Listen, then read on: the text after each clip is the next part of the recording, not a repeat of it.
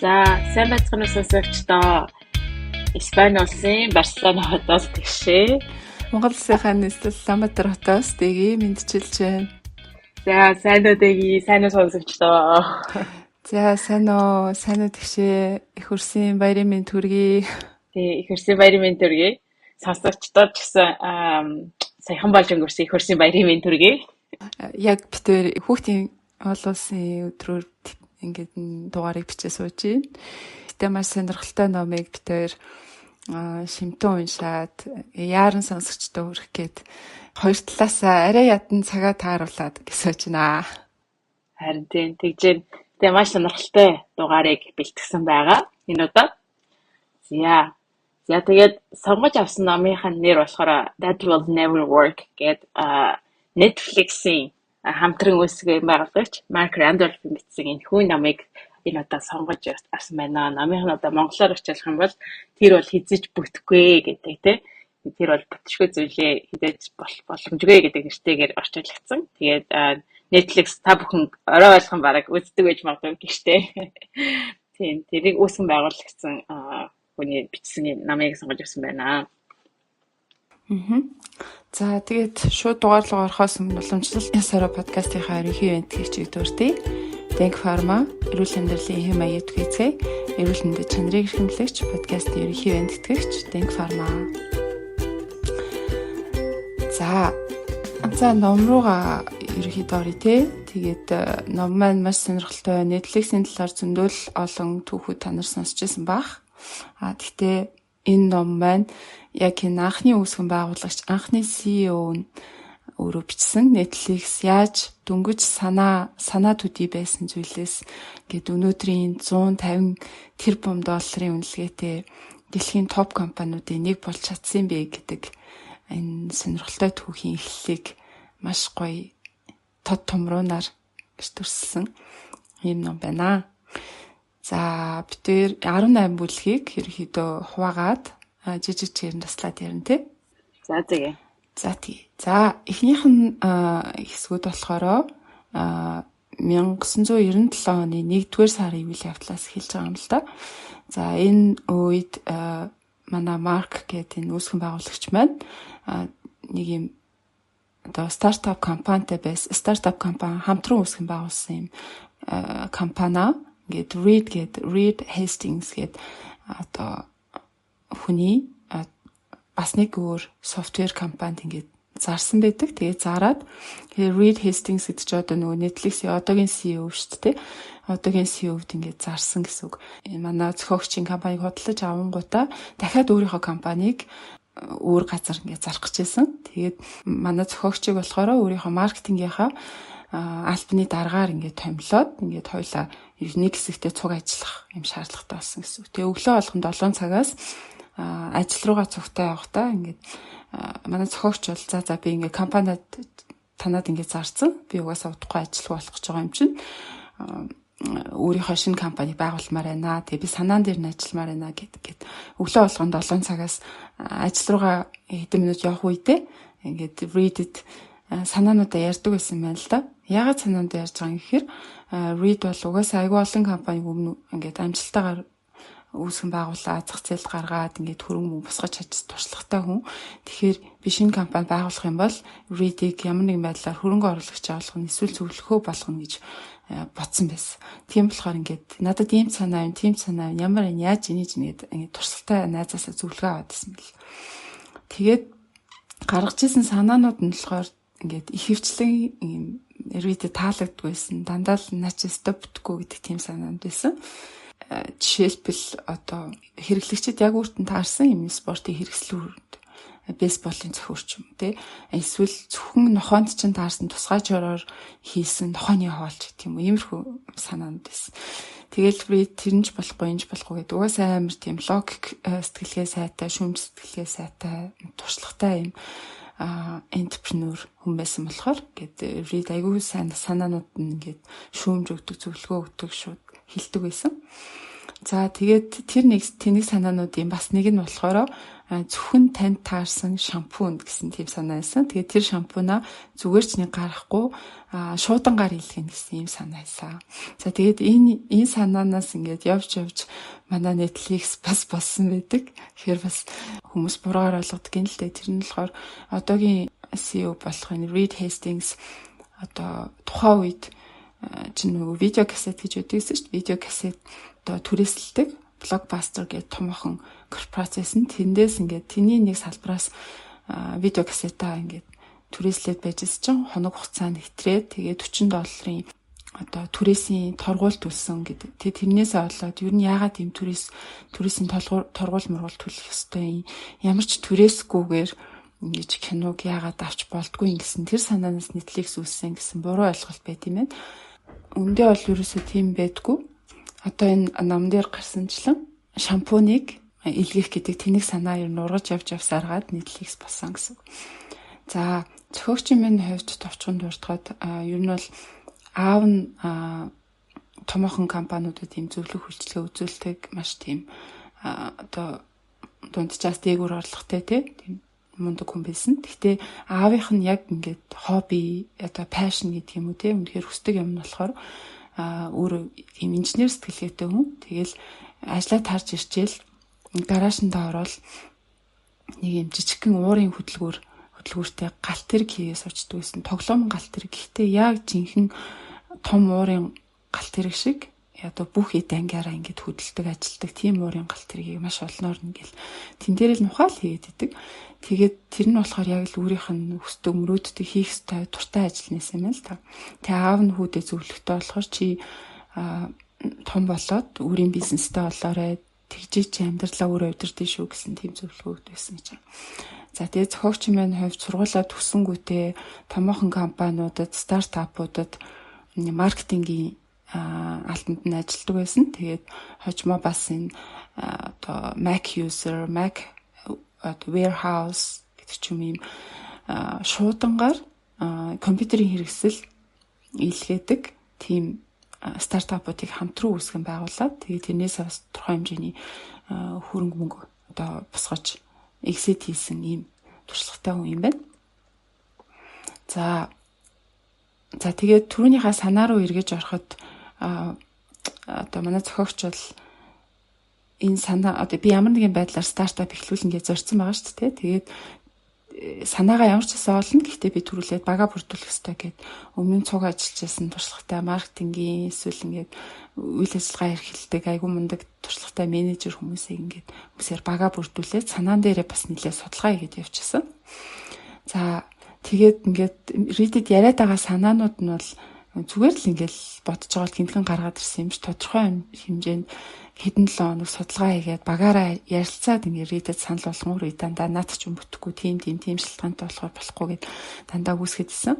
Тэгээд нөгөө шампуны санааг хэлхэж гисэн Reddit бол наа чин бас л тэнэг санаа гэж хэлчихсэн.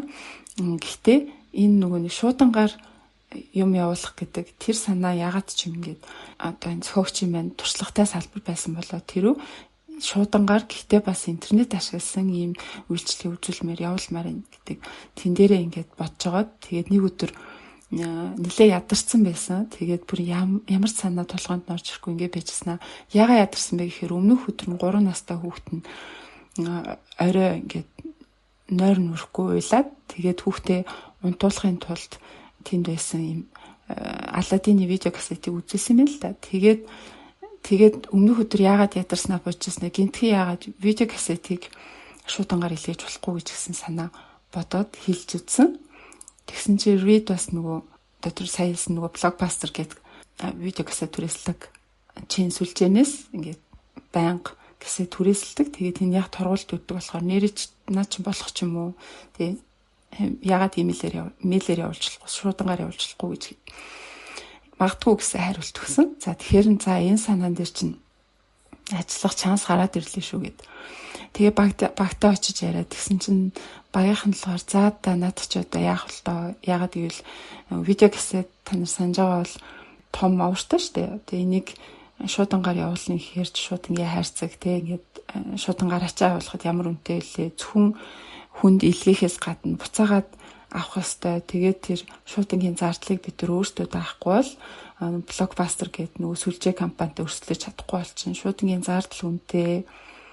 За тэгээд хүмүүс чинь кино үзмээр байв шууд л тэр олон сүлжээ дэлгүүрээс нэгнээс нь очиод авчих штеп. Гэтэл яагаад нэг интернетээр хайгаал тэнийгээ захиалаад эрхийн 7 хоног хүлээх ёстой гэж гэл тийм олон юм болохгүй гэсэн шалтгаанууд гарч ирсэн.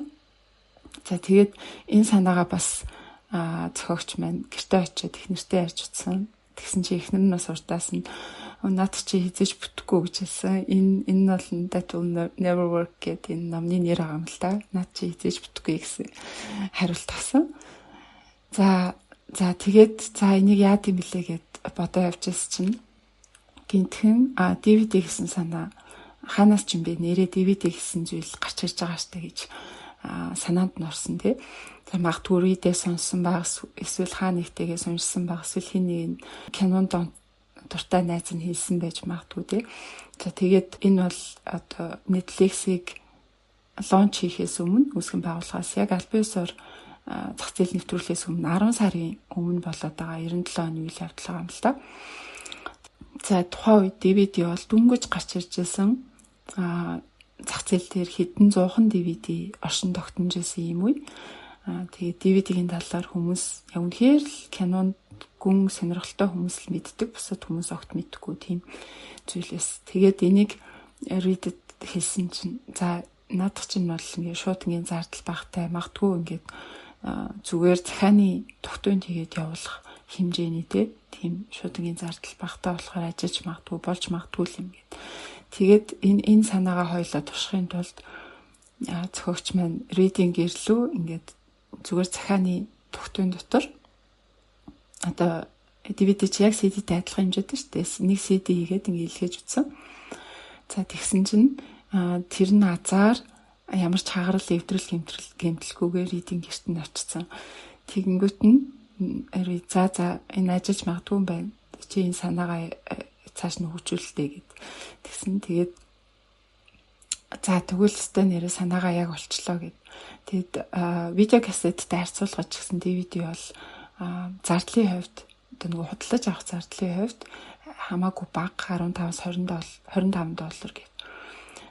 Тэгээд овор хэмжээч гэсэн баг тий. Тэгэнгүүт энийг яг ингээд үргэлжлүүлэхээр болоод цааш нэлээ нухацтай судалгаа хийгээд тий.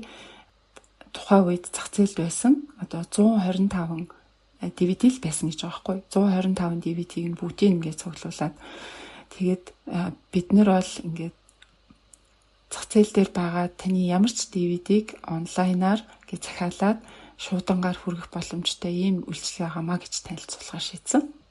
Тэгээд одоо ингээд санаагаа олчиж байгаа юм чинь дараагийнхын зүйлээ алдчихгүй мөнгө болсон мөнгийг хаанаас босох вэ гэж азар тэднэрт трейд байсан нөгөө трейд нь ягаад тэгэхээр өмнө нь хэд хэдэн амжилттай стартапуудыг ингээд зах зээл гаргаад тэнээсээ мөнгө босгоо тий мөнгөтэй болсон байсан болохоор за рейдээс мөнгө авъя гэх. Тэгээд лонч хийгээд лончосоо дараа нь ингээд хэдэн сарын турш үйл ажиллагаа явуулахад нэг 2 сая доллар орчим хэрэгтэй болох юм байна гэж тооцоолоод тэгээд Read-ээс 2 сая доллар авахын тулд за Read бол би ингээд чамд зөвхөн мөнгө өгч байгаа биш ээ бас би чамд ингээд зөвлөн цуг ажиллана те яг бүтэн цагаар ажиллахгүй ч гэсэн чамд ингээд одоо хамтран үүсгэн байгуулж байгаа гэдэг утгаараа би 70%-ийг эзэмшин чи 30% эзэмшин гэ. Тэгээ хоёлаа 70-30 харьцаатаагаар энэ компани анх үүсгэжсэн юм байна. За тэгээд мэдээж ингээд компани эхлэлцэн одоо энэ тий санаагаа олцсон. За тэгээд энийг нь бүтээгт нь бол мэдээж баг хэрэгтэй болно.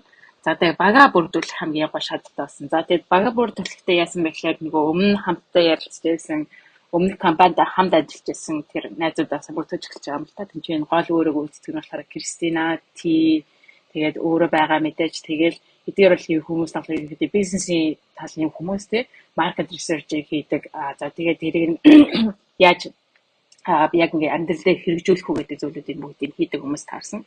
За тэгэнгүүтээ техникийн талын хүмүүс бас хэрэгтэй болж таарч байгаа юм. За тэгээд техникийн талын хүмүүсээр нь болохоор бас өмнө бас таньдаг байсан өөрсдийнхөө танил хүмүүсээс сургалж байгаа бас ингээд яг тийм хэрэгтэй энийг нэлээд тийм мэдлэг сайтай тийм техникийн талын хариуцах хүмүүсийн баг бүрдүүлж байна. За тэгээд түүнийхэн 7 санхүүгийн талын хүмүүсийг бүртгүүлэх хэрэгтэй болно. За дахиад бас нэг танил талаас хөдөлж байгаа төр зүрийн CFO маягийн тий хүмүүсийг ингээд бүртгүүлчих чинь. За тэгээд ерөнхийдөө компанийнхаа байршлыг хаана тогтоосон бэ гэхлээр тийж яривал өөрийнхөө амьдардаг байсгийг Silicon Valley дээр ерөнхийдөө захиурын дэд тун ойрхон Санта Крус ерөнхийдөө нэг юм нуруу даваал байдаг газар ахгүй нөгөө юуны захиурын хөндийгийнх нь хажуутлынх нь дуран тэнд байлгаа гэдэг үднэс өөрсдийнхөө компаниг тэнцээ байлгая гэдэг сонгоод за тэгээд ажиллаж эхэлсэн байна. За тэгээд тухайн үедээ энэ хүн ингэж баг бүрдүүлж явах үедээ нэг сонирхолтой хүнтэй нэг таарсан болохоор Mitch Love гэдэг нэг хүнтэй таарсан. За тэгээд тэрний яасан бэ гэхлээр өөрөө Марк эдгүү үүсгэн байгуулагч маань ерөөдөө видеоны талаар тий софтверийг тиймэрхүү байгууллагад тийм одоо конференс руу явж тий одоо зөвлөгөө байгаа шүү дээ тий тэр тухайн тэр видео софтверийн хүмүүсийн уулздаг тэрхүү тэр жил болгон уулздаг Лас Вегаст болдог тиймэрхүү конференцд очиод за тэгээд ерөөдөө маркетинг судалгаа хийх үднэс явсан чинь тэмцээ болохоор Mitch Love гэдэг нэг хүнтэй танилцсан. За тэгээд ингээд хамгийн болон цуудсан тэгээд ингээд олон төрлийн ингээд компаниуд өөрсдөө танилцуулж байгаа хамгийн болон цуучин нэг софтвер хийдэг тиймэрхүү нэг nerdтэй geek гар тал руугаа хүн шиг юм уу сууж яасан чи очиод ярилцаад үзсэн чи ерөөхдөө кинонд амар дуртай тий киноны видео дроид гэдэг бас тийм нэг киноны DVD одоо видео кассет рентэлдэг тийм өөрийн компанитай яг тийм хүнтэй танилцаад тэгээд ингээд айгуу ингээл яриад хүмүүсийн кинонд яг татдаг ямар хүмүүс кино зөвлөдөг гэдэг. Ерөнхийдөө болохоор Netflix-ийн өөрсдийнх нь одоо DVD рентл гэдэг байгаа DVD хүмүүс ингээд төр зур туристлж байгаа тэрхүү бизнестэй айгуу сайн мэддэг кино талаас нь сайн мэддэг хүнтэй таарсан юм л да. За тэгээ ингээд ярьж ин ч нөгөө дээр Лас Вегас татад дараагийн өдөр нь тэр нөгөө нэг конференцээс суугаа ярьж исэн чинь ингээд нэг памфлетээ эргүүлээд чинь нөгөө хүн чинь харин тэр нөгөө конференцийн chairman буюу захирлна гэж таарсан тийм. За тэгээ түүнээс хойш ерөнхийдөө энэ хүнтэй маш сайн одоо холбоо тогтоогоо тэгээд мэдэж авснаа тэр хүн бас захиурын дэд ойрхон амьдардаг хүн болж идэр дараад тий. Тэгээд ерөнхийдөө ингээл байнга л ингээл холбоотой байгаад энэ бол ерөөсөн манай компанид ерөнхийдөө хэрэг болох юм байна гэдэг үгнээс байнга холбоотой байсан зөвлөгөө маш их авдаг байсан. Ингээд энэ талаасаар бизнесийн багийг бүтээлж байгаа, технологийн багийг бүтээлж байгаа. Тэгээд дараа нь энэ яг кино гэдэг энэ салбарлаа нэгдээ одоо киноны диск, DVD ингээд рентэлж хүмүүстэй хэлэлж энэ бизнест оролцож байгаа учраас тэр кино гэдэг талаас нь энэ Mitch Love гэдэг нэг ингээд оруулсан. Тэгээд энэ хүн бас нэлийн дараа нь ондоодагдчихлаа. Бас нэлийн тийм чухал үүрэг ролыг гүйцэтгэдэг. Одоо бол ингээд Netflix ингээд бид нар ингээд харахад ингээд Netflix-ийг ингээд эргүүлж ахаар чинь танд ийм кино таалагдах юм биш шиг ингээд санал болгодог шээ тий. Тэрийг болохоор тийм алгоритм байхгүй үед нь Mitch Love болохоор ийм кино үздэг хүмүүс ийм кинонд дуртай ах магадaltaй гэдэг юм ингээд бүр ингээд маш их кино үздэг, маш их киноныг мэддэг хүн байсан учраас ингээд сонгож хэлж өгдөг байсан юм байна. За тэгээд тэр үед нь ч гэсэн бас аюул нэг хэрэг болсон. За тэгээд энэ хүн бол нэлээ анх нэг ажилтнаа сонирхгүй байсан ч гэсэн ингээд ажлын санал тавиад ерөнхийдөө ингээд өөрийнхөө багт авахаар ингэж багаа ингэж бүрдэмж эхэлдэг байгаа. Азар харин хүн бас тэр нэг захиурын хүндэд ойрхон байсан ч гэсэн. За ингээд багаа бүрдүүлчлээ гэдэг ингээд бодлоо. Тэгэнгүүт нь дараа нь ерөнхийдөө ингээд тэгвэл яах юм мөнгөө одоо тэг хөрөнгөө хаанаас бас гэдэг нэг зүйл байгаа юм л да. Тэр нь юу гэхээр одоо захиурын хүндэд бас нэг одоо нэлээд бас гарааны бизнестэй холбоотой хүмүүс хэвлэгдэг нэг үг нь болохоор OPM гэдэг үг байдаг. Тэр нь болохоор ерөнхийдөө тийм товчлол тий. Тэр нь болохоор other people's money буюу бусад хүмүүсийн мөнгө гэдэг нэг тийм одоо хугтхан байдаг. Тэрний үг гэхээр хэрвээ чи өөрийнхөө хүсэл зоригоор одоо гарааны бизнес хийгээд бүх юм одоо ажил амьдрал хамаг юмаа тэр гарааныхаа бизнес зориулаад тий. Тэр шин цоо шин зүйл эхлүүлж байгаа чи бол хөвч хөдөлмөр цаг энерги бүх юмаа зориулж байгаа тий. Тийм бол хөрөнгөө хаанаас босгох юм бэ гэхээр аль болох бусад хүмүүсийн мөнгөөр хөрөнгө босгоод чи өөрөө хөлс хөдөлмөрөөр зориулж байгаа юм чинь мөнгөө болгох бусдаас босгоод ингээд бизнесээ бүтээх хэрэгтэй гэдэг нэг тийм зүйл байдаг. Тэрийг болохоор өөрөө бас ингэж бодож байсан. За тэгээд тийм үедээ ч болохоор түрүүндээ дэги ярьжсэн. Reed гэдэг нөгөө хамтран үүсгэн байгуулагч нь бас нэлийн алидийн өмнөх стартап нь сайн мэдлэлтэй явж байсан учраас түүнээсээ бас мөнгөөр 2 саяыг хөрөнгө оруулж ирсэн юм болохоор хэн болохоор Mark Randolph болохоор өөрөө хөрөнгө оруулах биш харин бусад хүний мөнгөөр энэ капитал ингэж бас болдог байгаа. За тэгээд Нилийн анх нөгөө нэг read 2 сая долларыг хөрөнгө оруулахаар ярьсан байсан бодож жоохон байсан жагаад өөрөө дахиж бодоод би ганцаараа 100% 2 сая долларыг хөрөнгө оруулмааргүй байна. Бусад хүмүүсээс бас жоохон хөрөнгө оруулах гаргая тий. Нэгдүгээр та яг уу мэдээж ганцаархнаа бүх зүйлийг хөрөнгө оруулалт тий. Алдаж одоо амжилтгүй болсон тохиолдолд 2 сая долларыг алдах гэдэг нэг зүйл байгаас гадна бусад хүмүүст ингээд өөрийнхөө өөрт бизнесаа санааг ярьж бусдаас одоо фидбек авах тий. Бусад хүмүүс ч гэсэн наа чи ингэж мангар юм хийгийг одоо батлах зорилготой гэсэн шүү дээ тий. 100,000 долларыг бусад хүмүүсээс гаргая. Аргуулъя гэдэг тийм санаа гаргасан. За тэгээ read эцэцтэй болохоор 1.9 сая гаргаад үлдсэн 100,000 долларыг болохоор 3-4 хүнээс ингэж гаргасан байгаа. За тэгээд эхний мэдээж ингээд хөрөнгө оруулалтыг ингэж бусад хүмүүсээс авахд бол маш хэцүү зүйл. Гэхдээ Mark Randolph-ийн хувьд болохоор тийм хэцүү зүйл байгаагүй гэж өөрөөх нь бас тий номдоо бичсэн байдаг. Мэдээж хэцүү. Гэхдээ учир нь юм бол өөрөө коллеж боёо их сургууль дахтаа бас нөгөө нэг ууланд авирдаг багийнхан ч юм уу тий гадаа одоо wildlife маягийн одоо ууланд авираад нөгөө нэг ямар ч нэг бүх юмыг л ингээд өөрийнхөө хийж survival маягаар амьдардаг тийм амьдралаа бас зунжаага амьдардаг байсан.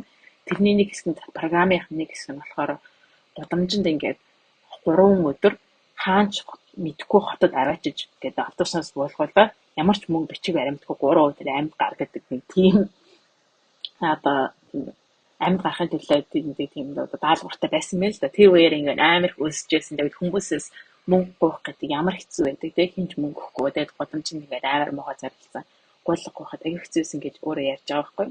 Тэгээд тэрийг одоо ингэж өөр хийжсэн болохоор энэ бизнесийн ядаж мөнгө гуйхад бол арай гайгүйс учир нь юм бол ядаж хариуд нь би ашгаа өгөн те ийм зорилготой би ярьж байгаа болохоор арай гайгүй байсан гэж бас энэ номдод дурдсан байдгийг.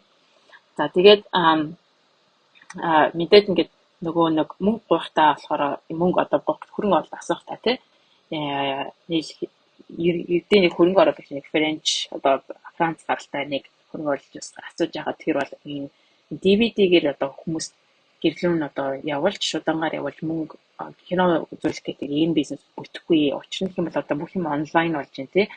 Ирээдүйд бол ерөөхдөө таны бизнес угаасаа хугацаатай учир нь юм бол хүмүүс компьютер дээр онлайнаар үздэг болох юм чинь ерөөсөө наач бүтэхгүй гэж хэлжсэн байна л да. Тэгээ тэргүүний хэлжсэн болохоор яхаа аргагүй өмнө үг байсан байгаа байхгүй. Одоо ингээд харахад гэхдээ 1999 онд тий 2000 оны үед бол 1999 онд гэдэг чинь одоо 23 жилийн өмнө харахад одоо харахад бэлдсэн байгаа боловч тухайн үед бол арай нэг цагаас эртэцсэн тийм комент хэлжсэн яхаа аргагүй тэр нөгөө нэг хэтэрхий технологийн салбарт амар ингээд хөсцөн байсан учраас хэтэрхий нөгөө хэтэрхий ойрхон харсан боловч тэр нь арайхан ирээгүй. За тэр хүнээс бас их мөнгө авчидсан байгаа. За тэгээд бас өөр хүмүүсээс бас одоо надад санаач юм байна гэсэн жиг шал бүтэхгүй юм бэ гэж бас нэлээд сонсч байсан. За тэгээд бас нэг өөр хүнээс хөрөнгө оруулалт авсан болохоор яхахгүй ээжээсээ хөрөнгө оруулалт авчихсан. За тэгээд ээжээсээ хөрөнгө оруулалт $25,000 босгож авчихтаа бас санаа зовж байсан боловч ээж нь яхахгүй өөрт нь итгэжсэн гэрээгээ чалгасан. Гэхдээ бол ээж нь хэлэхдээ болохоор за яг гоо чамд одоо ингээд $25,000 дэлгэвч дараа нь 15 жилийн дараа би бол байшин барай авах мөнгөтэй болох юм бидтэй гэд энийгээд өгчээсэн гэж тий. Тэр нь бол яг гоо мэдээж ээж нь итгэжсэн. Гэхдээ хүүгийнхаа бас зүйлд одоо энэ Mark Randolph өөрөө хүүгийнхаа хийх чадвал тусалж байгаа гэдэг үгнээс бас зээлүүлжсэн гэдэг тийм зүйл явсан байна. За тэгээд ингээд нэлийн хэсэг явсны эцэстээ нөгөө $2 сая авал ингээд бас очиж байгаа. За тэгээд ингээ яа $2 сая ингээ гар дээр ирнэ гэдэг чинь ямар хэцүү юм бэ гэх. Тэгээд нөгөө read hassling болохоор ингээд яг ингээд юуг нь бичээд өгсөн. Чекийг бичээд өгсөн. Ингээд $2 сая $1.9 сая Netflix гэдэг. Тэгээд тэрийг ингээ банкн дээр очиад ингээ өөрөө бодож байгаа байхгүй. Бисээ банкн дээр очиод ингээ нэг банкн дээр чек бичээд өгсөн шүү дээ. Америкт тэг бичгийг өгсөн. Тэгээд тэрийг банкныхаа данс руу хийх гээд тэгээд ингээ нөгөө нэг чек авахны команд эзэн ингээ гар нь ингээ хөлрөөлтэй гарандаа ингээ $1.9 сая ингээ атгсан байхгүй. Амьдралтай тийм их мөнгийг би амьдралтай ингээ гартаа атгаж үзчихнаа гэдэг ингээ хөлөрсөн. Тэгээд ингээд мөрөөдөл одоо би ингээд нэг банкн дээр очихоор ингээд намайг өөстө амжилт төсөө өөстө чи амар их болох мөнгөтэй юм биш үү чи зөнгөж хөргө оруулах босгосноо гэж баярлах та тий надад баяр хүрэх байхдаа одоо тэгээд хамгийн цаанаас менежерээ дагуулж ирээд энэ их мөнгө одоо та ишээ сууд иргээл цаадлага өрөөнд оруулах юм болоод ir ингээ бодоод очил банкн дараач нүүд нь юу ч авахгүй. За банктай их юм уу те. За таны ингээ хийлээ гэдэг юу ч таахгүй те. Тэгээд тэгт нь бол бас өөрөө ингээ гайхаж ирсэн те. Тэр их мөнгийг бол ингээ банкны хувьд бол ингээ тоотгүй. Тийм зүйл гаргаж ирсэн байлээ. За ингээд мөнгөтэй болоод мэдээд ингээ офс авч байгаа. Тэгээд тэгэнгүүт ингээд офс дээр анхны тэр official офс дээр аваад тэгэнгүүт энэ чинь бол юм бид тэрэндээ нэг мөнгөч зараагүй. Тэрээс маш энгийн байдлаар хоосон баг өөрөө аваад ширээ сандлаа адилчт хүмүүс нь гэр гэрээсээ хуучин хэрэггүй зүйлээ авчиг тийм ямар ч тийм fancy нөгөө нэг тэгэл бидний боддог шиг тийм нөгөө нэг бүх юм нь өнгөө хоолмол тийм ерөөсөй байгаагүй. Зөвхөн гол нь юу байсан бэ гэвэл технологийн чухал байсан. Тэгээд тэрнийх нь оронд одоо яг хэрэгтэй зүйлтэй мөнгө зарцуулж өгсөн. Тухайд бол cloud service гэж байгаагүй учраас одоо бидний өөрсдийнх нь вебсайтыг нь байршуулах тэр серверыг нь болохоор яг ингээд бүр өрөөнд ингэж тавьдаг ч юм уу те эсвэл компьютероор дагуулж гэх мэтлэг зүйлүүдэд ийгөө одоо хүмүүс зарцуулсан гэсэн байгаа. Мэдээд ингээд хамгийн эхлээд компанид өмжлөж явах бол маш мэдгүй зүйлс маш их байсан. Тухайлбал одоо зөвхөн офсаа яаж хэрэглэх юм те гэдгээс авахгүй бол ингээд офсод 7 өдрийн зөвлөх байсан. 2 7 өдрийн зөвлөх гэх мэт энгийн асуудал хүртэл те маш их асуудал болж эрдгийг бол ингээд өөрөө ойлгож эхэлжсэн. За тэгээд түүнээс гадна мэдээж жоохон томаар ярих юм бол компанийн culture буюу одоо компани соёл гэж ямар ах юм, ямар соёлтой Netflix-ийг хамгийн байгуулах юм. За тэгээд нөгөө түрүүний ярьжсэн дэлхий дээр байгаа бүх DVD-ийн хувилбаруудыг өөрсдийнхөө агуулгатай байршуулах гэдэг тухайд нь болохоор 900 төрлийн кино DVD-н дээр бичигдсэн байсан. За тэгвэл яаж ихэд энэ 900 төрлийн киног одоо бүгдийг авах юм, яаж идрээ бүгдийг одоо тооцоог их юм те яаж одоо маш хямд үнээр эдгээрийг одоо хүмүүс рүү илгээх юм, шуудангаар илгээх юм. Илгээмжнийхэн багс нь одоо сав нь ямар байх юм гэх мэт шиг маш олон зүйлүүдийг энэ шийдэх шаардлагатай болсныг нь бол энэ дээр ам дээр бичдэг байгаа. За тэгээд үргэлжлүүлээд лонч хийхээс өмнө Netflix-ийг зах зээлийн цэцлэгээс өмнө 6 сарын яг юу болчихсон талаар ярив. Netflix бол соёлоороо нэлээх алдартай. За Netflix-ийн талаар нөгөө шинэ ажилд орсон хүнд ингээд гарын авлага өгдөг, тэн дээр нь ингээд PowerPoint-ийн презентацнууд байдаг энэ төр гээд яригддаг зүйлс байдаг шүү дээ. Тэрийг ингээд бас хаанаас угсрал гаралтай талаар нь ярьж байгаа юм л да. Netflix-ийн соёл бол ингээд зүгээр нэг бичигдсэн, яригдсан зүйл биш ээ. Энэ бол ингээд органикаараа байглаасаа би одоо яг тэдний анх үүсгэн байгуулж байсан хүмүүс нь хоорондоо яаж харилцажсэн, яаж хамтарч ажиллаж байсан тэр бүх зүйлээс ингээд үнсэлж ингээд өөрөө аяндаа бий болсон зүйл юм а гэдэг утгаар тайлбарлаж байгаа. За Netflix дээр одоо энэ анхны үүсгэн байгуулагч те анхны баг яаж ажиллаж байсан бэ гэхээр нэг хүн нэг бүртээ ингээд хоорондоо за чи энэ хийш үү чинь яажлын чиг үүрэг одоо ийм 10 зүйлийг хийх байх шүү гэх юм. Тэгж дэтэлжилж бол хэлхээс илүүтэйгээр илүү ингээд бидний хамтын зорилго энэ байна. Чи энэ хэсгийг нь хариуцсан, би энэ хэсгийг нь хариуцсан. Тэгээд нөгөө том зорилгодоо хүрэхийн тулд чиний жижиг зорилго энэ шүү, миний жижиг зорилго энэ шүү гэд хүн болгоно ингээд одоо нөгөө зорилго одоо яагаад энийг хийж байгааг нь те юу хийх ёстойг ингээд аюу тийм том руунаар ингээд хилчингүүд тэрийг харин яаж хийх юм бэ? Яаж тэр зорилгот хүрэх юм бэ гэдгийг ажиллагчдыг бүр өөрөө ингээд шийддэг те нөгөө талаар илүү ингээ хариуцлагатай бас илүү тэр асуудлаа өөрөө шийддэг тийм эрхчлөөтэй соёлтой байсан юм байна л да. Тэгэхээр нөгөө чи ингээл ажиллаа л хийж ивэл гэрээсээ ажиллаж гин үү өдөр хитэн цагаас ирээд орой хитэн цагаас харж гин надаа ерөөсөө хамаахгүй гэдэг ийм философор гэдэг манай зохиогч Марк бол анхнаасаа ажиллаж байсан. Тэгэхээр цуг ажиллаж байгаа хүмүүс нь ч гэсэн Netflix бол эхэндээ тийм сайн цалин мөлөөж авахгүй байгаа шүү дээ. Тэр цалинч гэдэг юм уу, тэр ажиллах гоё офис ч гэдэг юм уу, тиймэрхүү зүйл байхгүйсэн ч гэсэн илүүтэйгээр ингээд дуртай асуудлаа шийдэж, хэцүү асуудлыг ингээд шийдэхдээ ингээд яаж шийдэх вэ гэдэг эрхчлөө өөрийг хариуцлах нь надад байна гэдэг тэр зүйлд нь илүү татагдаж цугласан юм хамт олон байсан байна. За тэгээд энэ санаагаа зохиогч Марк маань хаанаас олсон бэ гэхээр өмнө нь нөгөө нэг том корпорацид ажиллаж байсан шүү дээ. Тэр үедээ ингээд нэг хүний нөөцтэйгээ цуг, хүний нөөцийн ажилтнтайгаа цуг явж байсан чинь хідэн программистууд нь ингээд жакузид ороод одоо халуун усны тийм урын спамсбатай мундаг тийм гоё офис байсан юм л да. Тэр цуг ажиллаж байсан корпорац нь. Тэгээд тийм гоё ингээд хангамж сайтай тий бүр оффстоо бүр ингээд халуун усны өрөөтэй ийм спамсбатай тийм ингээд газар ажиллаж байгаа мөртлөө ингээд халуун усандаа сууж агаад компани муулж ажилласан гэж байгаа байхгүй юу.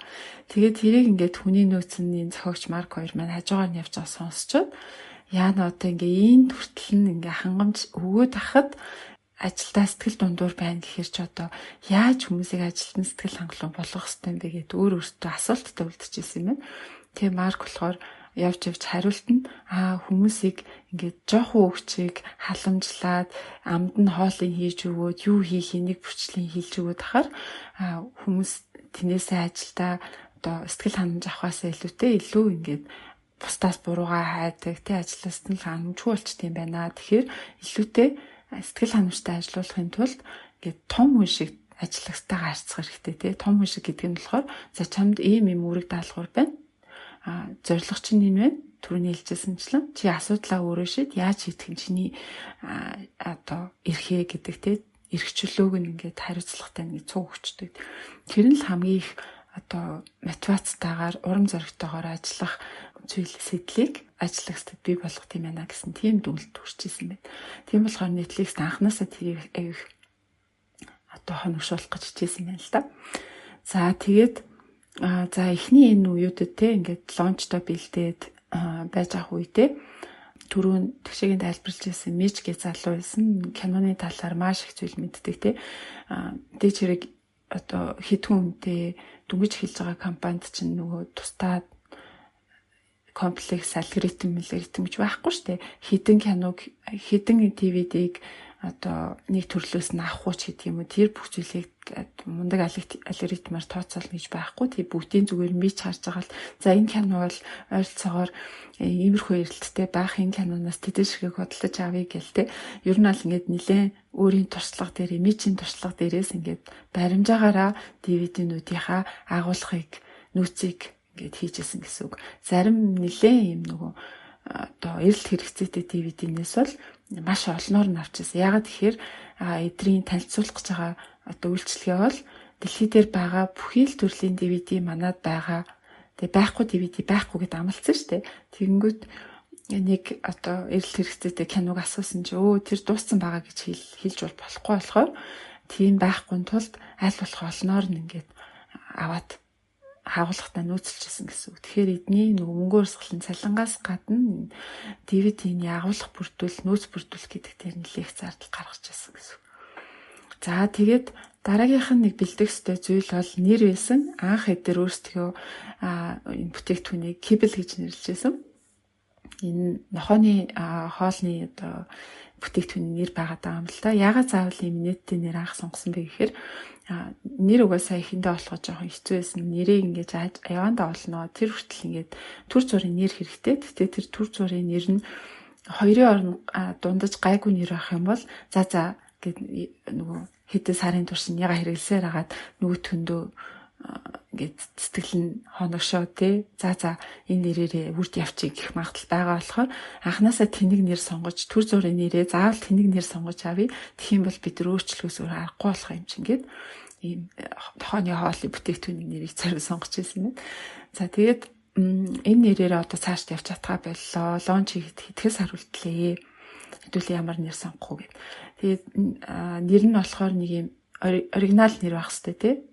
Өмнө байдаг нэр ч юм уу биш. Яг юм өөртөө нэр бүтээе гэх. Тэгээд тэр нэр нь нэг хэсэг нь интернет нэртэй холбоотой нэрээ, нөгөө хэсэг нь болохоор ийм кинотой холбоотой ийм хоёр ийм хэсгээс бүрдсэн ийм нийлмэл нэр байя гэж одоо батсан байна л да. Тэгээд бүхий л тийм байж болох гоё нэрнүүдийг ингээд самар дээрээ чагсааж чий. Тэгээд эхний нөгөө 10 хэдэн хүний бүрэлдэхүүнтэй баг маань тэр нэрнүүдээс харж байгаа л за энэч гоё, тэрэнч гоё, энэч болохгүй, тэрэнч болохгүй гэд бүгдээрээ шүүмжилж жагаад эхэндээ бол эдгээр Netflix гэдэг нэрэнд хэн ч саналаа өгөхгүйсэн юм. Тэгээд за бүгдээрээ энийг өнөөдөртөө шийдэж чадахгүй нэг өдөр гэртээ авч харьж бодоод тэгээд маргааш өглөө уулзаа. Тэгээ маргааш нь уулзсан чинь бүгдээрээ тэр зөндөө олон нэрнүүдээс ягаад ч бүгдээрээ Netflix гэдэг нэрийг сонгоцсон байсан. Тэгээ эдрийн хувьд бол Netflix бол бүр ингээд дурлж өгсөн нэр биш. Энээс өөр сонголт одоохон даалга байна. За яг хуу одоо бидний хамгийн сайн чадж байгаа л юм байлгүй те гэж дуртай дург өгсөн нэр нагаад байгаа байхгүй. За тэгээд тэр нь өнөөгийн бидний нэр мэддэг Netflix-ийн нэр болсон юм байна. За ингээд лончи өдөр болсон. Зах зээл Netflix-ийг 1998 оны 4 сарын 14-нд танилцуулжсэн байна. За тэгээд лонч хийн гэдэг бол ер нь партитай төстэй гэдэг чинь. Ягаад тэгэхээр партинд ингээд урилга явуулцдаг хэдэн хүн ирэх нь мэддэхгүй тий. Яг тэрнтэй адилхан. За одоо хэдэн хүн манай вебсайтыг орж үзэх бол гэд. Тэгээд тэр чи хэдэн сарын турш ингээд бэлдсэн байгаа. Яг ямар бүтээгдэхүүн танилцуулах гэж байгаа гэхээр шуудангаар ингээд DVD илгээнэ. Ямар ч хамаагүй одоо зах зээл дээр байгаа бүхий л DVD манад байгаа гэдээ амласан байгаа. Тэгээд тэр DVD-гээ ингээд түрээсэлж аваад 7 хоног одоо гэртээ байлгаад үзээд тэгээд тэр ирсэн дугтуйнд нь буцаагаад хийгээд явуулна. Хэрэглэгчээс бол зөвхөн DVD түрээсэлж байгаа л мөнгө гарна. Шуудангийн зардлыг нь Netflix өөрөө таана гэсэн юм. Тэгтээ зөвхөн түрээсийн үйлчлэгээ үзүүлээгүй бас DVD зарах ийм давхар үйлчлэг үзүүлжсэн. Зарж болно, худалдаж авч болно, эсвэл түрээслээд тэгээ буцаагаад өгч болно гэсэн юм үйлчлэгээ. За тэгээд лонч хийсэн. Тэр лонч хийхийн өмнө бол нөгөө ялангуяа киноны хорхойтнуудын community-д нэлээх ингээд одоо noise үсгээтэй. За ийм бүтээгдэхүүн гарах гэж байгаа шүү гэдэг. Одоо бидний мэддгээр бол нөгөө хуурамч аккаунтууд тий нэрээ нуусан аккаунтуудаар энэ одоо Netflix-ийн ажилтан байгаа юм л та. Тэр хүн нь ингээд ороод яг л ингээд жирийн кино хорхойтой шиг бичээл нэг ийм юм гарах гээд байгаа юм шиг байна. Бүгдээрээ орч үзье гээл тий. Тэгэл ингээд яриа өдөөл нэлээ юм инфлюенсер болж исэн байна тэр community киноны орхойтон дандаа. За тэгээд бас дээрээс нь нөгөө PR маркетингийнх нь тэгээд ажил нь болохоор нэлээх одоо орон нутгийн сонин тэгээд олон сонинуудад хэвлэл мэдээллүүдэд манайхан юм гоё вебсайт нэгж байгаа. Тэгээд нээлтийн өдөр нь та нар бидраас ярьцлага аваарай. Артикл одоо нийтлэл бичээрэй гэдэг ингээд захиалсан байсан. За тэгэнгүүт яг ингээд 4 сарын 14 9 цагаас вебсайтаа ингээд паблик болгоно шүү дээ тий. Зах зээлээр гарангуут нь араас нь дахиад зохиогч марк маань ингээд баахан хэвлэл мэдээллийнхэнд ингээд захиалсан хэвлэл мэдээллийнхэнд ингээд уцаар ярьцлага өгөх шаардлагатай байсан. Тэгэнгүүт хамгийн ихний захиалгыг ингээд өөрөө өнгөтэй тусдаа өрөөнд ороод ингээд хэвлэл мэдээллийнхэнд уцаар яриад суцсан. За тэгээд захиалга өгөх болгонд ингээд тонх дуурдаг. Тэгэл ингээд уцаар ярьж байгаа хоорондоо анзаарал байсан. Тонхнууд нь тасралтгүй дуурайлж ингэнээс хаста амар одоо амжилттай явж байгаа гэл айгүй урам зоригтой бахархалтай байгаал. Тэгээ хэдэн минутын дараа хэдэн минут өнгөрсөн те ингээд уцаар яриад явжсан. Хонх дуурхаа болцсон. Тэгэл ажлагчдынх нь багийнх нь царайнд нь нэг л сонио ямар нэгэн зүйл болохгүй болсон юм шиг зүйл харагдаад.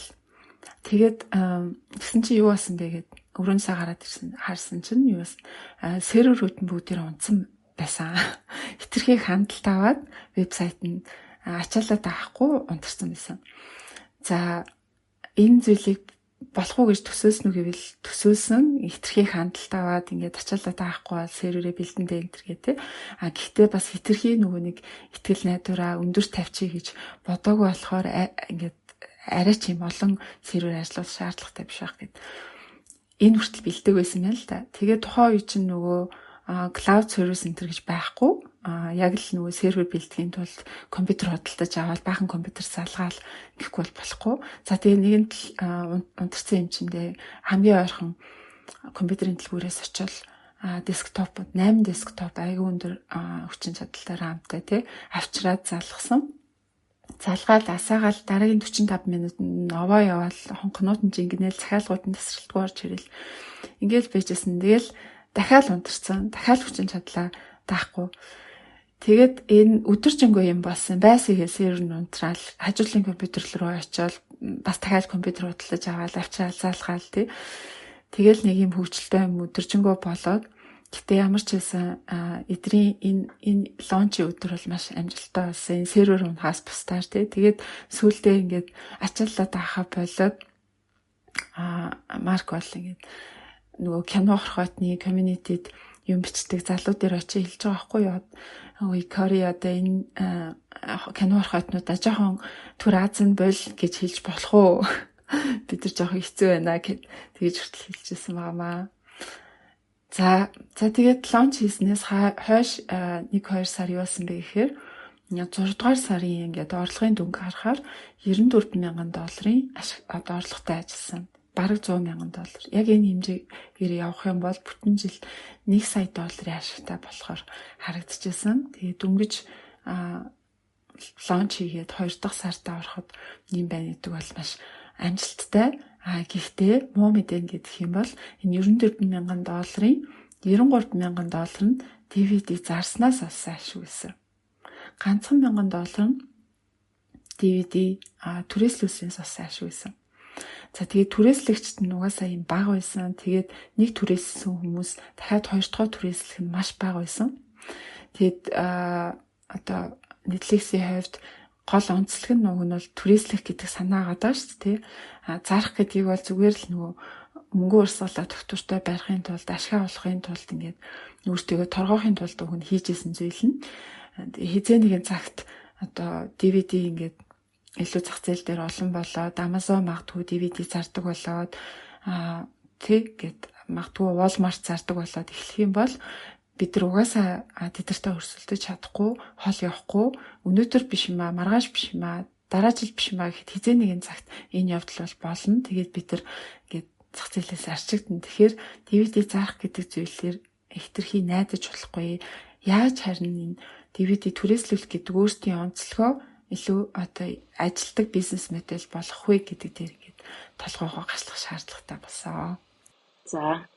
За тэгээд ингээд ерөөхдөө лонч хийснийхаа дараа тэр 100 бол ерөөхдөө нэлээд бас гайгүй амжилттай явж байсан. За тэгээд явжсэн чи Reed нэг ивент дээр Amazon CEO дээр таарлаа Joy Covey гэдэг хүнтэй таарлаа тэгээд яриа үсгээд тэгээд тэгсэн чинь харин юу Amazon ерөөхдөө Netflix-тэй уулзах сонирхолтой байна гэж тийм яриа үсгсэн байдаг. За тэгээд бид нар бол Amazon-ы Seattle-ийн офис руу ингээд явдаг байгаа. Уулзахаар болдог. За тэгээд яагаад ингээд ерөөхдөө уулзах айгуу сонирхолтой байсан бэ гэхээр тухайд юу адилсан бэ гэхээр 1997 онд болохоор Amazon Jeff Bezos-ийн байгуулсан Amazon компани 1997 онд IPO хийчихсэн. Тэгээд тухайд тэндээс олсон мөнгөөрөө ойролцоогоор 50,000 сая долларыг босгоцсон байсан. За тэгээд тэндээсээ олсон мөнгөөрөө ойролцоо тийм жижигхэн компаниудыг бол ерөөхдөө ингэж худалдан авч яасан acquisition гэдэг шүү дээ тий. Тэгэж худалдаж авчихсан тийм aggressively нэлээд ингэж хүчтэй олон жижиг компаниуд худалдаж аваа. Тэгээд Amazon тэр үедээ болохоор 98 онд болохоор ерөөхдөө зөвхөн ном зарахгүй бид нар бол бүх төрлийн юм зарна гэж Jeff Bezos шийдсэн байсан учраас төрөлөөрийн жижиг компаниудыг худалдаж авчихсан. За тэр яг жилийн таарсан. Тэгээд тухайн үед болоо тэгээд нөгөө нэг Jeff Bezos задвал DVD тий жижигхэн номтой төстэй юу байж болох вэ тий номтой төс ном бол тэгээд яг шууд нь тэгээд айгу амархан явчих боломжтой эвдэрдгүү тий тэгээд олон жил хадгалах боломжтой тий тэрнтэй адилхан юу гэж болох вэ чинь киноны кассетууд юм уу DVD гэж болох юм байна гэдэг Amazon бас DVD рүү нөхдөс нэрчээс учраас Netflix-тэй болож худалдаж авах тийм их яриа хийхээр болдог байгаа. За тэгээд ингээд Amazon-ы офис дээр ингээд очсон чинь харин ингээд нэг хаяг өгсөн тий тэгээд тэр нь одоо хаягаар нэгээд яг аваад очсон чи хаанаага мэддэхгүй нэг амар бүрсэлсэн тийм юу нэг ингээд гудамж эргээд тэгээд ийм нэг мөн нөгөө нэг алдартай Amazon чинь энд явж байгаа махтаа гэхээр процесс юмар ингээд орсон чинь цаана нэг reception шиг хүн сууж ах шиг байна. За тэгээд тэрнлүү ингээд орхиод орсон чинь Amazon байж таардаг байгаа. Тэгээд ингээд яг ингээд офис руу орсон чинь өөрсдийнхөө баг офисыг нөгөө Марк өмнө ярьдсэн шүү дээ. Ингээд аяг хямдхан офис ингээд олсон. Тэгээд хүмүүс нь хүртэл ингээд гэрээсээ гуйчин ширээ санал зөөгд иддэгсэн гэсэн чинь Amazon-ы офис бол тэднээс ч муухай харагдчихсан гэж байгаа байхгүй юу. Тэгээд тэр нь юу байсан бэ гэхээр бүр ширээнийхэн тарцангууд нь болохоор тийм цоошин ширээч биш хуучин хэрэггүй болсон хаалгануудыг ингээд ширээ болго ашигласан. Тэгээд тэр доор нэг хоёр хөл заасан ч юм уу тий. Тиймэрхүү байдлаар ингээд амар ингээд хөгийн бүр ямби офстэй байсныг харж ирсэн. Тэгээд тэрэнд ингээд Jeff Bezosтэй ингээд яриад нийлдэж явахдаа бол ингээд Jeff Bezos-аас хэлжсэн. Энэ бол ингээс ингээд хуучин ингээд хаалгаар хийсэн ширээ болохоор бидний ажилтнад тий сануулга болж байгаа маа. Учир нь гэх юм бол бид нар бол компанида хамгийн тий өөрийнхөө үйлчлэгч болон компанид орлого оруулахад зорилгох хэрэгтэй тэр хамгийн чухал зүйлдээ мөнгө зардаг зүйл байгаа. Тиймээс хэрэггүй зүйлд мөнгө заруулах. Одоо ямар ширээн дээр гоё ширээн дээр соноо муухай ширээн дээр соноо тэр бол ялгаагүй. Ажил бол ажил байх хэрэгтэй. Ажлыг гүйцэтгэж чаддаг байх хэрэгтэй гэдэг үгнээс ийм зүйлээс сануулга хийж ямаа гэж зориуд ингэж байгаа. Гол нь хэрэглэгч хамгийн чухал гэж үгнээ мессеж өгч байгаа гэдэг. Тэгээд ингэж яриагаа инээжсэн. Тэгээд тэр нь бас Марк өөрөө бас бид нараас яг адилхан бид нараас өгөө технологитол мөнгө зардаг өөр юм зардаггүй гэж ингэж яриа инээжсэн. За тэгээд Марк өөрийнхөө хамтран үүсгэн байгуулагч Reed Hastings-тэй энэ хүү митинг рүү явсан. За тэгээд ингээд бас өөртөө CFO-тэй тэг гурлаа митинг татсан ба. За тэгээд ингээд яриа үргэлжлүүлсэн чинь Reed бол нэлээд нөгөө айгуу тийм лого сэтгэлгээр боддог нэг яриа үргэлжлүүлсэн чинь ингээд сони яриа нь явж өгөхгүй ингээд тойролыг яриадсан бол нөө жишээлбэл гайхаад юу яах гэж бид нартай уулзсан ингээд ингээд шулуу хаасан чинь та тэрийг одоо худалдан авах боломжтой. Netflix-ийг Amazon худалдан авах тийм боломжтой байна. За тэгээд үний саналаа хэлгээд тэгсэнтэй. Тэгсэн чинь хэд гэж бодож ийн гэдэг ингэсэн чинь Amazon бол ойролцоогоор одоо доод юу гэдэг 8 ордоо тоо тий доод 8 ордоо тоогоор ярьж ир гэж хэлж байгаа. Тэр 8 ордоо тоог нь ойролцоогоор 14-өөс 16 сая долларыг санал болгож байгаа. 14-өөс 16 сая доллараар Amazon Netflix-ийг одоо худалдаж авъя. Өөрхөн компани болгоё гэж ингээд санал болгосон чинь хамтран үсэн малгайч Reed бол угаасаа шууд үг гэж хэлсэн. Одоо таалагдах байна юм тий. За яри гэдэг үгнээс ингээд яриа зогсоосон баг. Өөрт нь бол Reed-ийн хувьд бол ерөөсөө үнэн нь бол маш бага санагдсан. Энэ бол хангалтгүй гэж үзсэн. Гэтэл бол Mark-ийн хувьд бол 15 сая долларыг худалдаж авна гэдэг чинь сая бол энэ компани зөвхөн санаанаас гаргаад гэт лончи хүртэл ойролцоогоор 12 сарын турш ажилласан байгаа байхгүй юу. За тэгээд 12 сарын турш ажиллаад 15 саяар зарахд бол нэлээд гайгүй тий.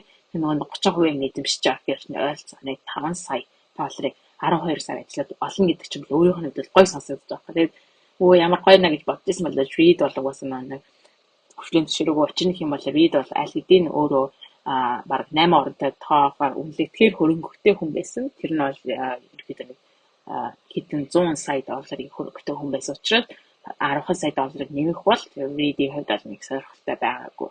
Тийм учраас энэ бол энэс илүү сайн потенциалтай бизнес учраас таарахгүй байсан дээр юм байна гэд ерөөдөө бол ингээд Amazon гээд Netflix-ийг 1990 одоо 8 онд худалдаж авах боломжтой байсан бол үнэн зөвшөөрцөөгүй хоорондоо яриа хийжсэн байгаа.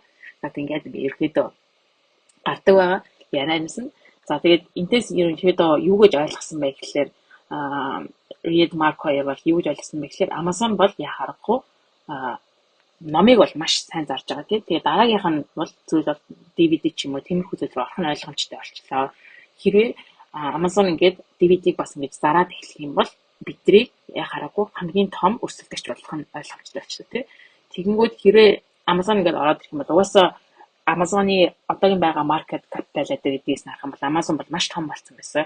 Жилийн орлого нь 150 сая долларын орлоготой. Тэгээд 600 гаруй одоо өөрийн ажилчинтай байхад Netflix болоод сая 4 ярьжсэн. Дөнгөж сая долларыг жилд олох боломжтой байна гэж бараг 10 хүнтэй ажилласан. Ийм жижигхэн компаниас учраас идүүлэх нь ойлгомжтой гэдэг тэр зүйлийг бол эндээс бүр яг мэдэж авсан байгаа. Тэгэхээр энэс Amazon-тай уулзсан дараа юу тодорхой болсон бэ гэхээр ерөөсөө за бид нэр ерөөсөө DVD-г паркад рентлэх түрээс төлөх дээр ерөөхдөө төлөрё гэдгийг ерөөсөө ингээд шийд тал руугаа хандлан гэсэн хэдий болж түрүүний нүдэгийг тайлбарж байсан шүү дээ. Тэгэхээр 100 сая одоо 1 сая долларынх нь бараг 90% нь 90 бараг 95-аас дээш байна.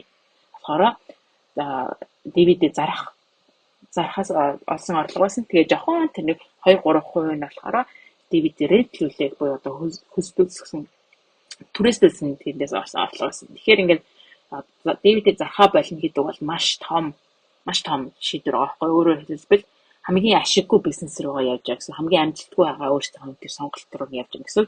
Гэхдээ DVD зарах гэдэг бол дөнгөж одоохондоо ингээд богино хугацааны л орлого урт хугацаанд болохоор харахгүй DVD-гээ түрээс төлөх гэдэг бизнес хэрэгтэй. Гэтэ энэ бол бүсээ чангалах гэсэн үг юм бол ирээдүйд тийм нэг хэцүү зүйлтэй тулгарч байна гэдгийг ойлгосон.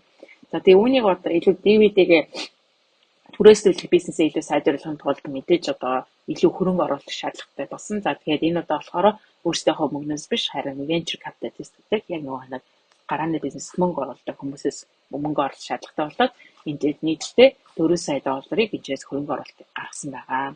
За дараагийн нэг өшөөний сонирхолтой нэг хийсэн зүйл нь болохоор маркетингийн нэг шинэ сонирхолтой санаа гаргасан. Toshiba болон Sony гэдэг DVD плеер гэдэг, DVD тоглуулагчийг хийдэг тэр компаниудаас компанитай хийсэн маркетингийн үйл ажиллагаа хийсэн тийм. Тэрнээс нь болохоор гэхдээ тэрийг хийжсэн боловч тэр нь бол маш нөгөө нэг үнэтэй маркетингийн үйл ажиллагаа болж байсан. Нэг ингээд шинэ хэрэглэж авахын тулд бараг $300 хүртэл ингээд хайж байсан тийм. Тэг бараг өнгөө хайж байгаа байхгүй юу. Тэгэхээр ихэд юу болсон гэхээр компанийн бизнес нь улам томрох тусмаа илүү мөнгө хайдаг тий улам зарлахтай тийм нэлээд тийм хэцүү бизнесийн одоо модель руу орсон байсан. Томрох тусмаа улам мөнгө зараадаг гэсэн тий. За тэр үеэр бас нэлээд хөрөнгө босгож ингээд яарахгүй томрох болгоод мөнгө зарлах хэрэгтэй болчтой. За тэрнийхээ нэгнээс хөрөнгө босгодог.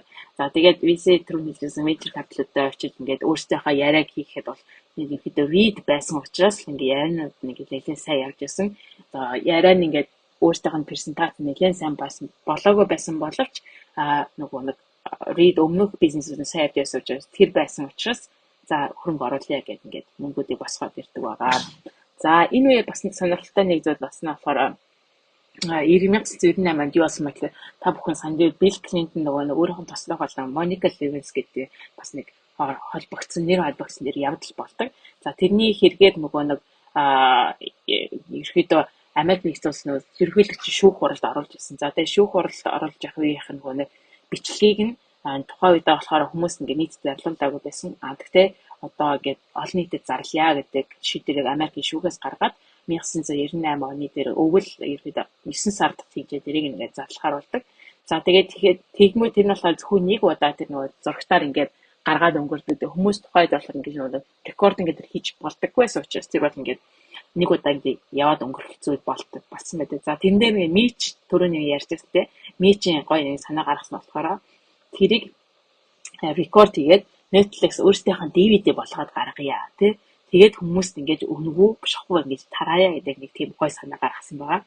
За тэгээд тэр нь болохоор тухайн үед бол нөгөө нэг видео кассетнаас DVD буюу дижитал хувилбар руу хуулбарлах гэдэг технологи нэлээд сайн өсөв байхгүй үед Мич өөрийнхөө нөгөө нэг нэтворкоор ингэж явж байгаад тийм компани болоод тэгээд тэр компани дээр нь очиж нөгөө нэг тэр компаниг олчиж байгаа. Тэр кассетнаас DVD руу явуулдаг тэр бичлэг хөрвүүлдэг компаниг болоод төгөж стартап бас тэрнтэй. За тэгээд Fox телевизийн юм дээр станцд очиод тэрнийг нь яг хамгийн тэр сайн чанартай хальсыг нь авах үеийг бол өөрийнхөө таних хүнийг амжилтад болчихж байгаа. За тэгээд нэгтгэд тэр нөгөө нэг бичлэг ингээд олон ус дайрцахын дараа 4 цагийн бичлэг байгаа. Тэгээд тэрнийг шууд дараа нь шууд нөгөө кассетын нөгөө нэг анх их хувийн барьж очиод нөгөө Netflix нөгөө стартап дээр очиод тэрийн DVD-ийг хувирлуулад тэр DVD-г нь буцаагаад олон ширхэгтэй 2000 гаруй ширхэг хувирлуулад тэгээд тэрийг нь авахаараа өөрсдийнхөө Netflix-ийн хэрэглэгчид зардаг. За тэгээ энэ ч болохоор нэг хөөрхөн маркетинг гэсэн юу байсан бэ гэхээр DVD-гийн Bill Clinton-ийн нөхөө нөгөө нэг одоо бичлэгийг хань юу нэг хийхтэй болохоор 2 cents буюу одоо 2 cent те гэж 2 cent та бүхэн зориулсан Netflix-ээс зориулсан та бүхнээс 2 cent гэдэг ингэж нэг одоо маркетинг хийгээд тэр нь одоо англиар болох нь 2 cent гэдэг нь болохоор ерөөдөө миний жижигхэн бодол те миний санаа байна гэдэг нэг тийм юм байдаг те үг хэлцэг байхгүй юу.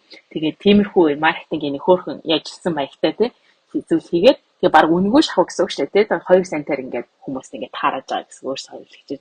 Тэгээд өөрөөр хэлбэл бид нар бол ингээд Netflix хүмүүсийн мэдээллийн төлөө хүмүүс хэрэг болохын төлөө зүйл хийж гинэ. Тэгингээ бас ингээд маркетинг хийж чаа гэдэг тийм нэг хөөрхөн айдиа бас ингэж гаргаж ирсэн. Тэр хэсэг гардаг байгаа. За ингээд компани бол ихэд явж байгаа 1998 оны ерөөдөө намар тал руугаа болцоо.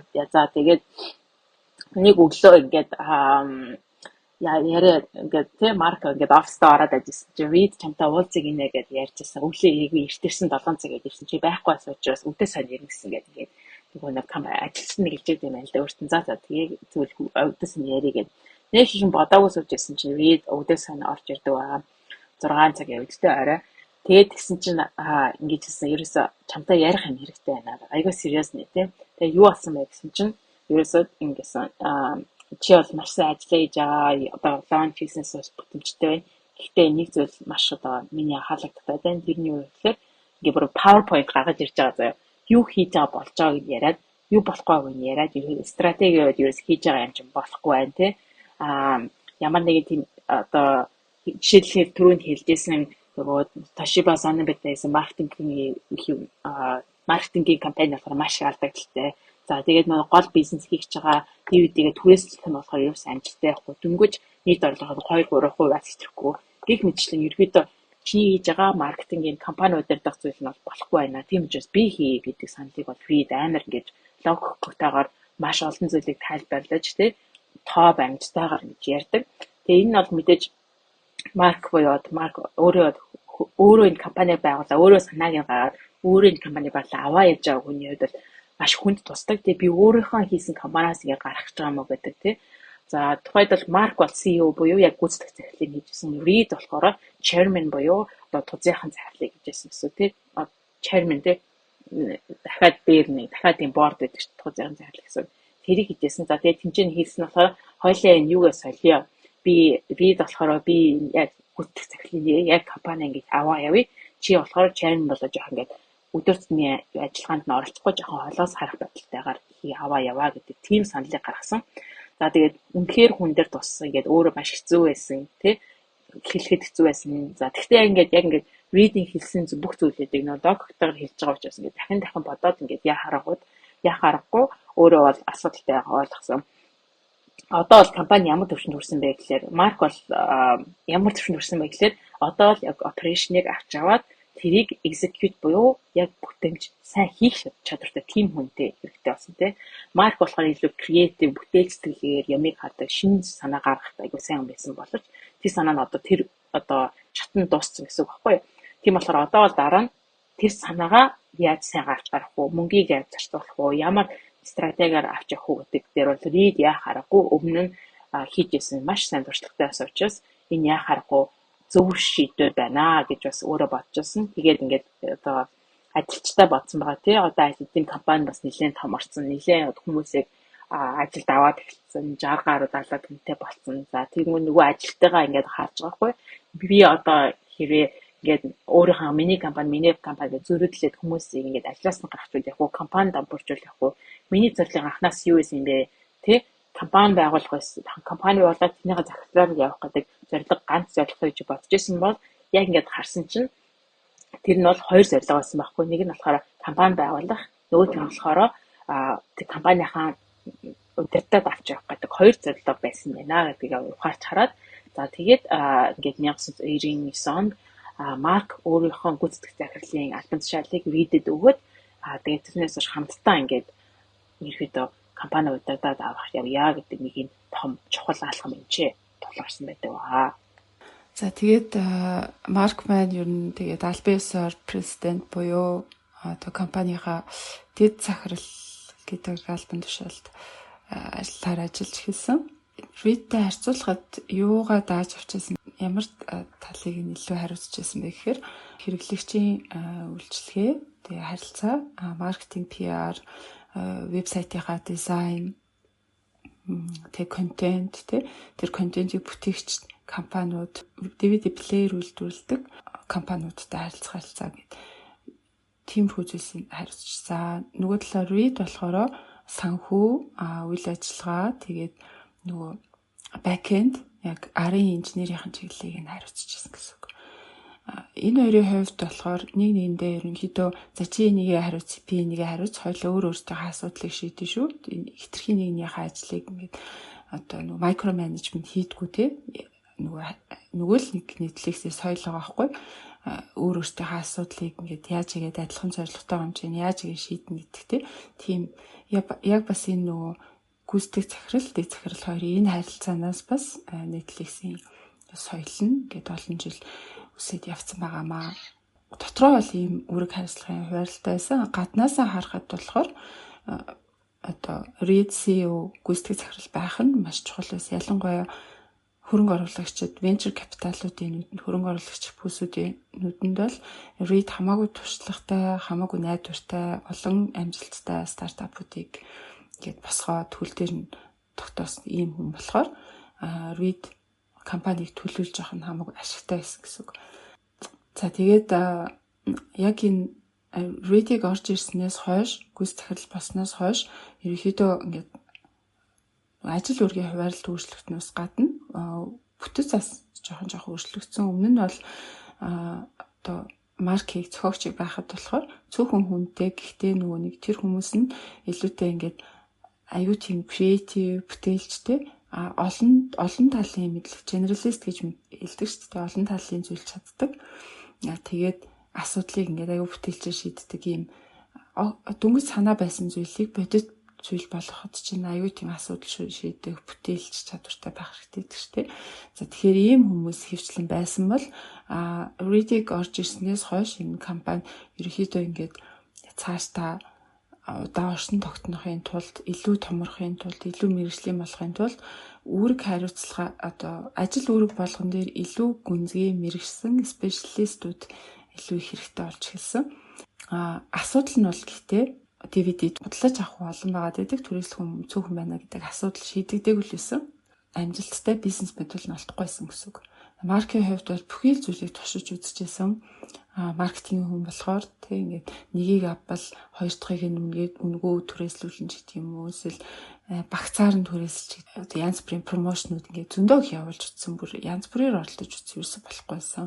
За нөгөө Amazonтай хамтын ажиллагаа эхлүүлээд DVD худалдаж авах бол бид нар Amazon-ы линкийг тавиад ингээд Amazon-оор үсэргээтэй эсэргээрээ Amazon-ы сайт руу орж ирээд DVD түрээслэх гэсэн хүмүүсийг манайх руу Netflix руу ингээд үсэргээд агаараа гэд линк харилцсан хоорондоо линк ингээд өөрөөсөө вебсайт дээр тавьж үзсэн. Amazon-ы хувьд энэ айгүй ашигтай дийлвэсэн. Netflix-ээс хэдэн зуун одоо мянган хүн ингээд Amazon руу энэ шугамаар одоо DVD худалдаж авах гээд орж исэн бол эсвэргээрээ Amazon-оос ингээд Netflix-ийн талаар мэдээд тэр линктээр нь дараад орж ирж байгаа хүн маш цөөхөн юмсан. Яагаад тэгэхээр Amazon магадгүй энэ хамтын ажиллагаанд нэг ажил бүтэл олгоогүй бах тий. Тэгээд тэр линкүүд нь ерөөсөө хүн олоход хэцүү ийм нуугдмал газар байршдаг ч юм уу. Тэгэхээр ер нь ингээд нэг одоогийн бизнес модельээр явахгүй байна гэдэг нь ингээд харагдаад байсан. За тэгээд маркет нэг өдөр ийм санаа төрсөн. Тэр нь болохоор Сан Хосед гэдэг агуулга дээр очсон юм байна л та. Тэгсэн тэн дээр бүр ингээд хэдэн 10,000 DVD-ний ингээд нөөц үссэн. Хизээч хинж ингээд ерөөсө түрээсэлтгүйч DVD-нд байсан. Тэгэнгүүт Марк Ридтэй ярьсан л да. Одоо яах вэ ингээд бид нар агуулгад нэг л болон DVD хадгалсан хүмүүс агаад идэг. Эсвэргээрээ нэгэн л ингээд DVD зүгээр хитэж байгаа юм чинь хоёлаа яагаад энийг хэрэглэгчийн гэрт нь хадгалж болохгүй гэж те. Бид нэр агуулгынхаа зардлыг хэмнэн нөгөө талаараа хэрэглэгч гэсэн яаран сандраа DVD 7 хоногийн дотор буцаах шаардлага байхгүй.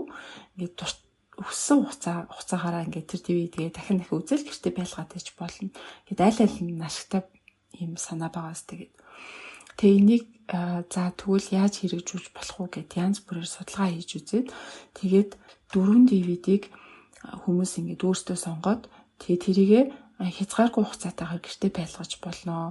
Хүсэх юм бол тэр дөрвөө дахин солиод өөр DVD-гээр гэтээ тооны хувьд 4 тэгээд дахин солиод өөр DVD захиалаад үзээд байж болно. Гэхдээ энэ нь сарын тогтмол ийм subscription модельээр сард тогтмол ийм төлбөр төлдөг байдлаар явъя гэж юм санаа байсан. Тэгээд энэ нь 15 $15.99 ийм сарын төлбөртэй юм үйлчлээ байсан. За тэгээд энийг маш их судалгаа хийж за тэгтээ энэ баг бид нар зөндөө олон юм өмнө туршиж үзчихсэн да. Тэгээд энэ ч гэсэн бас бүтэхгүй байж магадгүй тэгээд нэлээд маркийн хувьд бол өөртөө ихтгэлгүйгээр энийг зах зээлээр гаргасан.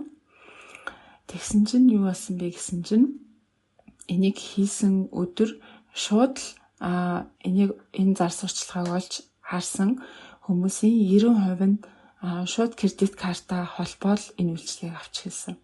Эдгээр төсөөлөлтөө нэг 20 орчим хувь нь л энэ үйлчлэгийг авах та гэж бодсон чинь бүр 90% нь авсан. Тэгээ бүр маш амжилттай байсан гэсэн үг.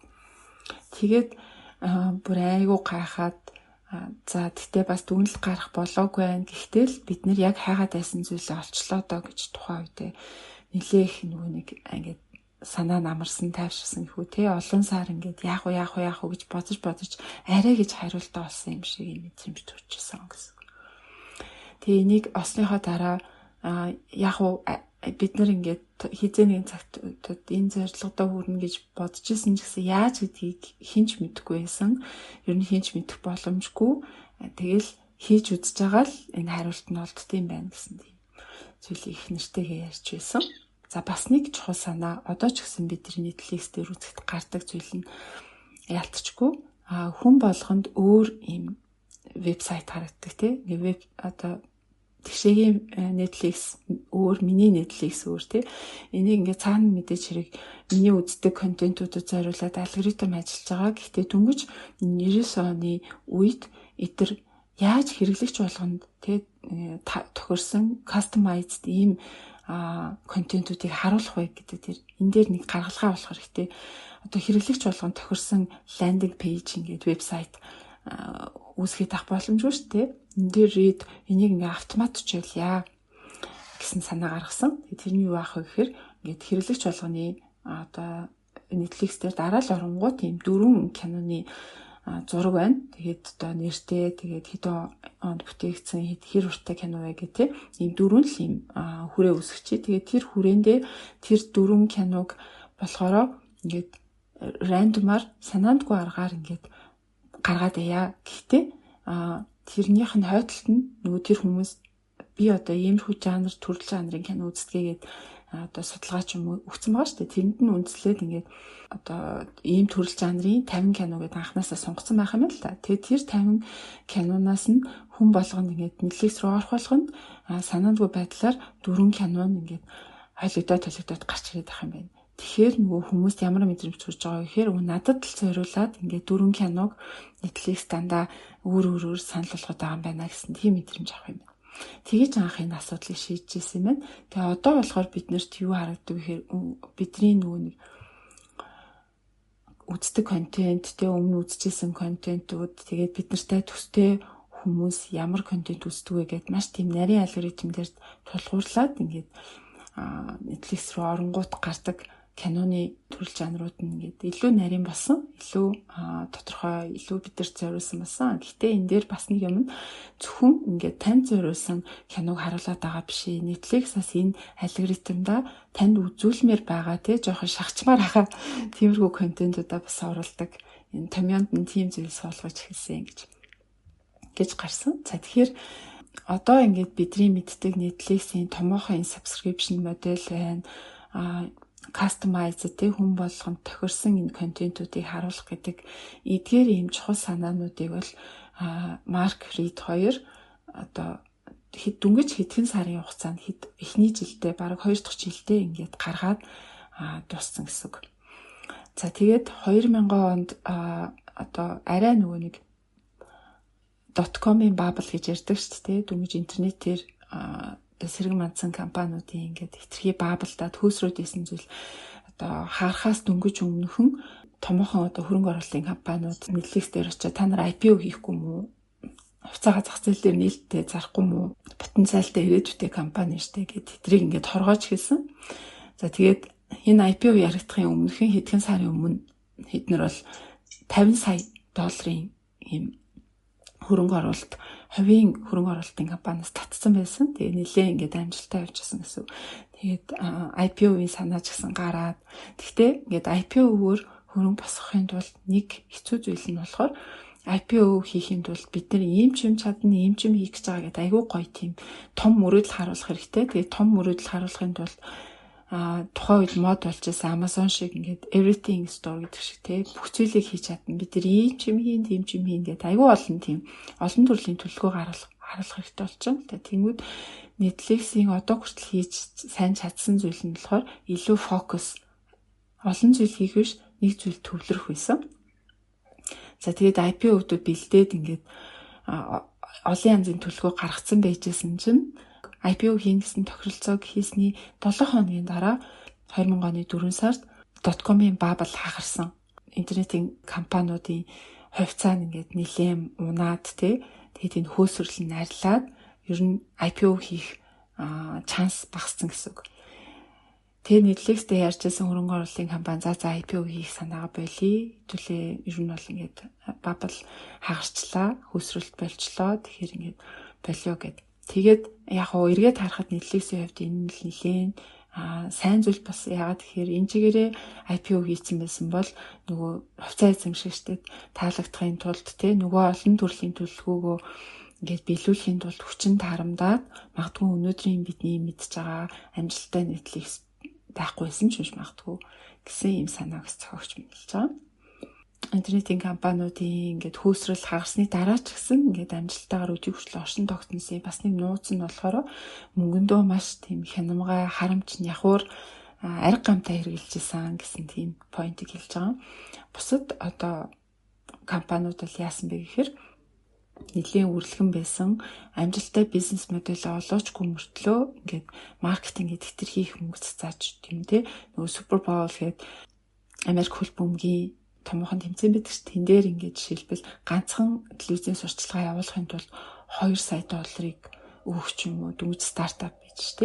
Тиймэрхүү байдлаар маш үргэлжлэн хандчихсан. Тухайд яг тэр хөөсрөл хагарахаас өмнө тэгвэл Netflix-ийн хувьд эн чинь нөгөө маркийн арай гэж одоо гаранд нь хөлсөн ингэж хөлрөн байж барьжсэн тэр 2 сая доллар эхний нэг жилийг ингэж Netflix-ийг босгож ирсэн 2 сая долларыг зүгээр нэг ганц телевизээс сурчлаганд өгчнө гэж бодохоор бүр ингэ ерөөс төсөөлөгдөхгүй байгаа юм л да. Тэгэхээр эндээс юу харагдаж байна гэхээр Netflix бол мөнгөндөө маш тийм ариг гамтай хянамгай тэгсэн мөртлөө нөгөө яг төвлөрөх зүйл яг юу чухал вэ гэдэг дээрээ маш сайн төвлөрсөн бизнес модель олох гэдэг дээр бүр маш их цаг хугацаа, энерги, хүчин чармайл гаргасны үр дүнд амжилттайгаар энэ .com-ийн уналтын үед даван гарсан юм байна. За ингээд нөгөө нэг яг дээд хэлжсэн сая .com bubble яг ингээд хагараад хөөсрөлт нь хараад арай гэж гараад энэ ерөөдөө бас ингээд амжилттай даван туулж гарсан цөөхөн хэдэн бас тийм айгуу компаниудын нэг болж гардаг байгаа. Гэсэн хэдий боловч ингээд яхахаргүй хэцүү үед таарсан. За тэгээд энэхүү яг энэ үеэр нэг яриа болсон нь болохоор Gig and Blockbuster гэдэг нөгөө түрүүний ярьжсэн DVD юу одоо ерөөхдөө кино прокатладаг түрээсэлдэг хамгийн том өрсөлдөгчдөр компаниас нь яриа хийе яг ярилцъя гэдэг тийм санаа гаргаж ирсэн. За энэ ухааны бас матер ерөөхдөө бас Blockbuster-аас Netflix-ийг бодлож авъя гэдэг дараагийн санаа гарч ирсэн байгаа. За тэгээд Gig-энд энэхүү одоо энийг болохоор нэг компаниараа аялалд яваад бүгдээр ингээд нөгөө нэг баг team building гэдэг чинь бага ингээд сайжруулах team ажил хийе явжсэн чинь юуг дуудагдсан. Тэгээд ингээд шүн бүр ингээд нөгөө ч амар ингээд халж малцсан байжсэн чинь яриа гараад маргааш өглөө манай хотод хүрээд иргээд тэгээд тийшээ нисэж очихын тулд 2-3 цагийн бат цагийн зөрүүтэй. Тэгээд ингээд нэг амар хідэн зарайлцсан юм очоод ингээд бараг л нэг яг нөгөө цохиурын виндогоос очиж байгаа хүмүүсийг хэлэхүү яг л энгийн хуцтайгаар ингээд Blockbuster-ийн Dallas-ийн яг төв салбарт нь очдөг байгаа. За ингээд очсон чинь тэдрээ Blockbuster-ийн яг CEO нь John Atiyako гэдэг бас хүн ингээд яг өөрсдөө уулзаад за тэгээд яа харахгүй бол нөгөөдөл чинь маш амжилттай явж байгаа том компани байсан. Тухайд бол ерөөдөө Blockbuster саяхан бас хэдхэн жилийн өмнө IPO хийгээд мөнгө олцсон. За 450 сая доллараар үнэлэгдэх болсон 60 мянган гаруй ажилчинтай 600 гаруй салбартай одоо ерөнхийдөө Америкт хамгийн том DVD рентал одоо кино рентлийн прокатны газар ийм болсон байсан компани байсан байгаа. Тэгт нь бол хажууд Netflix жижигхэн компани ингээд очиж исэн.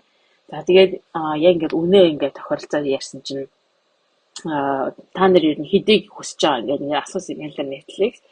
Тэгт нь бол Netflix ерөөсө 50 сая гэж хэлсэн.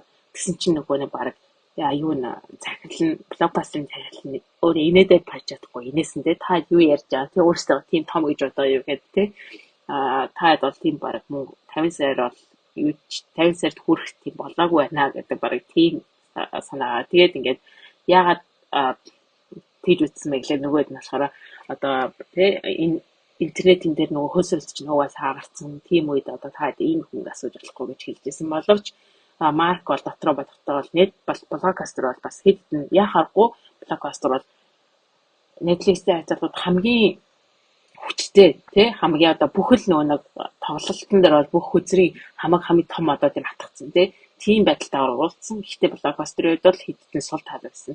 Нэгдүгээр сул тал нь болохоор хүмүүс ерөөсөө нэг үзий яддаг. Тийм ерөөсөө дуртай байдаг блокбастер бүгд үзий яддаг. Өчнөх юм бол ингээл байсгээл ингээл юу тийм юм болсонгүй гэл ингээл маш олон төрлийн хураамж авдаг.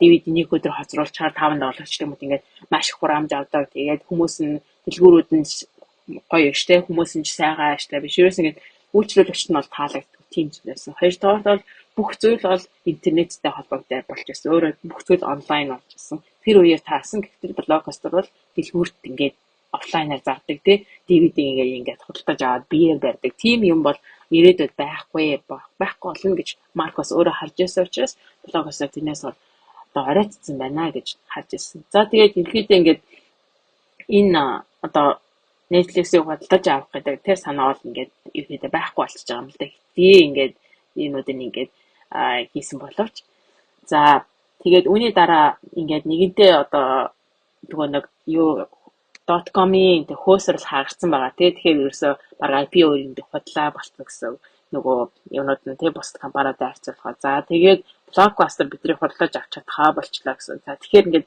Netflix бол ерөөхдөө ямар нэгэн компани худалдаж авах ч юм уу IPO хийх гэдэг нөгөө гарааны бизнесийн одоо угаасаа нэг ердийн одоо мөнгө олох одоо үүсгэн байгуулагч нь хэрхэн мөнгөө буцааж авдаг вэ гэхлээр IPO хийх юм уу эсвэл хэн нэгнээр худалдаж авах гэдэг хоёр гарцдаг. Тэрний ингээд ерөнхийдөө хоёулаа байхгүй болчихж байгаа юм л да. За тэр үед нь ерөөсөө юу хийсэн бэ гэхээр за зөвхөн ерөөсөө ганцхан гарц үйлчлэг тэрний үг гэхээр блокбастерыг бодоолоо гэдэг. Тэр л гарц үйлтэй гэдэг. За ингээд ерөөдөө энэ яг .com-ийн тэр хөөсрөл ингэж 2001 онд хагарсан энэ үеэр бол яах аргагүй мөнгө босгох маш хэцүү болсон. За тэгээд энэ тентхийн хөрөнгө оруулагч ч гэсэн мөнгөө татаж эхэлсэн. За тэгэхээр өөрөөр хэлбэл Netflix юу хэрэгтэй болсон бэ гэхээр эсвэл бүсээ чангалах гэдэг ганцхан л тийм ерөөсөн хэрэгтэй болж байгаа юм л да. Сонголттой болсон. За тэгээд 2001 оны үеэр энэ сүүлчүүд бол ерөөдөө хагас сая хэрэглэгчтэй болоод нөгөө төрний дэгийн тайлбарж байсан тийм ямар нэгэн дүүдээ одоо хизээч хүссэн цагтаа хэрэглэж авдаг хүссэн хоногоо хэрэглэж авдаг тэр нөгөө нэг юм бол нэлээд гайгүй амжилттай явж байсан тэрүүгээр хийж байсан боловч тэр нь бас хангалттай байсан тухайгийнхаа одоо хүмүүсийнхаа ажилчтайхаа тоонд харьцуулахад за тэгээд маш олон зүйлийн төрлийг бол одоо зардлаа хэмжихэд бол олон төрлийн зүйлийг таньж эхэлсэн тийм хэрэгтэй өрөөгөө зүйлүүдийг хассан зарим хүн дуртай байдаг байсан одоо ямар нэгэн тийм үйлчлэгийг хүртэл хассан тийм их мэдчлэн бага хассан боловч яах аргагүй хасаад дахиж нэмж зардлаа танах шаардлагатайсан тэрний юу байсан бэлээ ажилчтай халах гэдэг тэр хэцүү шийдвэрүүдийг бол яг энэ 2001 оны үеэр бол хийхээс гаргасан. За тэгээд энэ шийдвэрийг гаргана гэдэг бол маш хэцүү учир нэг юм бол эдгээр л одоо ингээ хийгээд бариад ирсэн компани тий ажилчдын хойно зөвхөн ажилласан гадна ар гэрнээр заримдаа хоёр хамтдаа ажилладаг хүмүүс байна тий бигнэ үтсэн ар гэрээ тэгжиж байгаа хүмүүс байна. Гисэн гэдгийг боловч компани хэрвээ амжилтаа авч явъя гэх юм бол одоо гаргахаас хийхээс аргагүй тийм шийдвэр байсан байна. Одоо нэг жишээ хэлсэн нь болохоор жишээлбэл усан онгоцсон ингээд далайд удаа явчихаар ингээд доор нь ингээд хисаа ингээд маш ингээд олноороо бөглөрчдөг. Тэгэнгүүт ингээд сүүл рүүгээ усан онгоцсон хурдаа авч чадгаа болчихсон юм байна л да. Тухайд нь болохоор тий усан онгоцыг хуурай газар гаргаад доотлолт нь бөглөрсөн маа хисаануудыг нь хосож арилгаад усан онгоцоныг сайхан ингээд засах шаардлагатай болдог. Тэгээд буцаад далайд гаргахаар усан онгоц хурдан явдаг. Тэрнтэй адилхан Netflix бол буцаад энэ 2 жилийн хооронд бол бүх тэр нүг хэрэгтэй эргөө тэр замааг хасаараад авч байгаатай адилхан зардлаа танах хэрэгтэй болсон, хүмүүсээ хаалах хэрэгтэй болсон. Тэгээд энэ хэцүү шийдвэр гаргаад цаашдаа ингээд хурдтай өсөхийн тулд энэ хэцүү шийдвэр гаргасан. Тэгээд шийдвэр гаргахад бол ерөөдөө админ ажилчдаа 40% нь баг ингээд компаниг тадлаг гэсэн үг шүү дээ. 40% нь ажлаас нь хасан маш хэцүү байсан. Өөрөө ингээд энэ олон хэцүү хэлсэн байгаа юм л да. Гэхдээ одоо сүүлд нь юу болсон бэ гэхээр Энэ ажил хаасны дараа бол компани илүү хамаагүй үр бүтээлтэй ажилладаг болсон. Илүү ингээд юм төвлөрж ажилладаг гэсэн. Илүү үр бүтээлтэй болсон. Тэгээд ямар нэг шийдвэрээ илүү сайн гаргаж чаддаг болсон. За тэгээд өөрөөр хэлбэл ерөөсөө алдаа гаргах тийм зай завсаргүй маш сайн ажилладаг болсон. Яа харахгүй нөгөө нэг хэрэггүй хүмүүсийг ингээд халчингууд хамгийн яг компанид өнөө хамгийн компанийнхаа одоо ёс зүй тохирсон. За тэгээд хамгийн шилдэг хүмүүсээ аваад үлдчихэнгүүт яа харахгүй хөнгөн завчин маш хурцтай хөдөлдөг болно. За тэгээд ингээд яг төлрөөд ажилласан чи 2002 он дараа нэгэн жилийн дотор нэг өөрсдөө зорж байсан 1 сая хэрэглэгчтэй хүрээд 1 сая хэрэглэгчтэй хүрэхдээ ч гэсэн бүр хэдэн сарын өмнө тий төлөвлөжсөнөөс илүү хурдан хүрсэн. За хаанаас ч хамаагүй нэг өдрийн дотор нөгөө дараагийнх нь өдөр нь хэрэглэгчтэнд хүрдэг тэр үйлчлэгийг хүртэл ингээд нэвтрүүлэх боломжтой болсон. Тэр үед нь бол том дэл ингээд яхаагүй нэг ажилч нь бол гой санаа гаргаад тэгээд маш хямд үнээр маш тийм креатив байдлаар маш бүтээлч байдлаар энэ санааг хэрэгжүүлсэн байгаа. За ингээд том ерөнхийдөө өдөр болсон. Тэрний бол 2002 онд Netflix маань олон тэр IPO хийгээд одоо өөрийнхөө хувьцааг олон нийтэд ингээд зардаг тийм одоо олон нийтийн компани болсон байгаа. Энэ бол Nasdaq дээр ингэж гаргасан. Тэгээд өөрсдийнхөө ингэж хувьцаа нь болохоор анх гарахтаа NFLX гэдэг тийм ticker ингээд тийм хувьцааны индекс гэдэг чинь тэрээр гараад тэгээд Amazon, тэгээд Microsoft гэдэг зэрэгцэж худалдаалагдаад анхны өдөр болохоор $16 RSI гэж хамгийн анхны үнэ тогтоож байсан. Тэгээд тухайд бол маш баяртай байсан. За тэгээд тэр өдрийн хандах болно гэдэг номон дээр энэ сүүлийн бүлэгт надад бүтэн бүлэг болгоо тий юу хийжсэн яад тэр одоо Nasdaq руу явж байсан тий яаж ингэж маш сэтгэл давталж байснаар хүртэл ингээд Mark Randall ингээд өөрөө бичдэг байгаа. За тэгээд одоо бол ингээд Netflix компани тухайн үедээ болохоор ихэд хөрөнгө оруулах хувьцаагаа зарж нээлттэй зарж ирэхдээ $70 сая босгоно гэдэг тийм төлөвлөгөөтэй босгож анх тухайн үедээ гаргаж ирсэн. Яг өнөөдөр би одоо шалгахад Netflix компани бол $180 тэрбум ийм хөрөнгөтэй хөрөнгөөр үнэлэгдэх маркет капиталтай тийм одоо том компани болсон байна. За анх ерөөдөө ингээд энэ ном ингээд энэхүү Netflix IPO хийсэн өдрөөр ингээд ерөөдөө ингээд дуусж байгаа. Өөрөөр хэлбэл анх үүсгэн байгуулагдсанаас хойшоо нэг хэдэн жилийн 5-6 жилийн энэхүү түүхийг ингээд харуулсан байдлаар ингээд ном маань төгсөж байгаамаа.